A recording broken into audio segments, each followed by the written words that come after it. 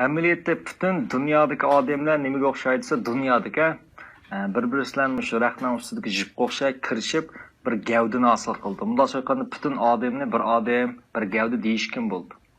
Bizning manfaatimiz odatda bir-birimiz bilan ulinib ketgan bo'ladi. Agar bu raqam ustidagi ma'lum bir nuqta cho'qchib chiqqan vaqtda bu nuqtaning o'zi Muşning atrofidagi nuqtalardan tortib butun raqam ustidagi nuqtani ustiga ko'tardi. Eng ustiga ko'tarilgan nuqta qaysi esa bu dal buning atrofidagi nuqta. Masalan, Urumchida bir odam ufti qazinib yuqori o'rlisa, u birinchi ulab shu Urumchidagi odamlarni o'ziga tortib chiqadi. Boshqalarni mi tortib chiqadi? Har qanday bir millatdan bir ust chiqsa, u avval kimni tortib chiqadi bo'lsa, o'zining millatiga odamlarni so'rab ustiga burdi. Boshqa millatliklarmi albatta so'rilib uning ustiga chiqadi. Ammo buni bosqanda cho deganda biz har xil usullar orqali bir odamni tuvellesak, amaliyotda boshqalarning tuvelishi bizningmi tuvellishimizni keltirib chiqadi. Har xil darajada.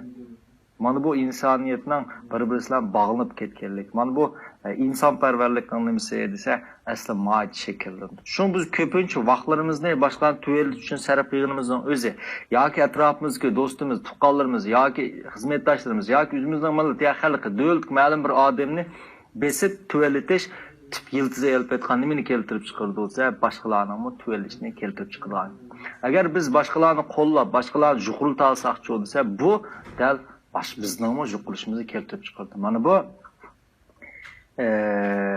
muqaddas kitoblardagi boshqalar qilgan yaxshilik, o'zingga qilgan yaxshilik. O'zingga qilgan yaxshilik, boshqalar qilgan yaxshilik degan tip markaziy ideyaning psixikalik tushuntirilishi bo'ldi.